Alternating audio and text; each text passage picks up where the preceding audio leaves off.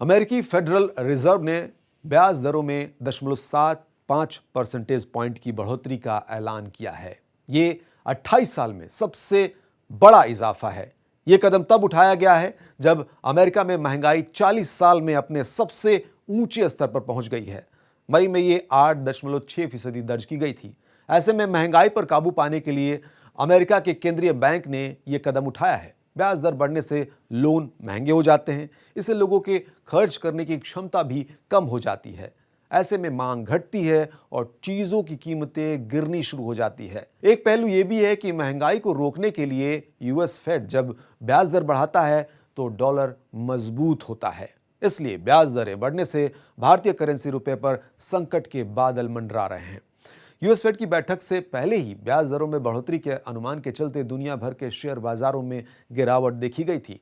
बुधवार को अमेरिकी करेंसी के मुकाबले रुपया 18 पैसे की बड़ी गिरावट के साथ सबसे निचले स्तर यानी 78.22 प्रति डॉलर पर बंद हुआ। घरेलू शेयर बाजारों में निराशाजनक कारोबार और विदेशी पूंजी की लगातार निकासी के चलते ऐसा हुआ, जबकि निवेशकों की कारोबारी धारणा पर असर पड़ा।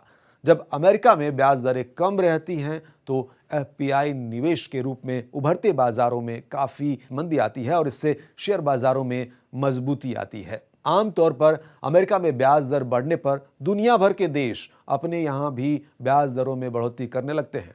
बात भारत की कर ले तो भारतीय रिजर्व बैंक यानी आरबीआई ने रेपो रेट को तब बढ़ा दिया जब अमेरिका की ओर से ब्याज दरों में बढ़ोतरी की काफी आशंका थी।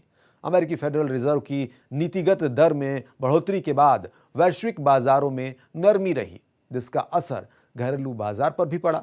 एशिया के दूसरे बाजारों में चीन का शंघाई कंपोजिट और हांगकांग का हैंग सेंग नुकसान में, जबकि जापानी का निक्की और दक्षिण कोरिया का कॉस्पी मामूली बढ़त में रहा। वहीं यूरोप के प्रमुख बाजारों में दोपहर के कारोबार में तेज गिरावट का रुख था।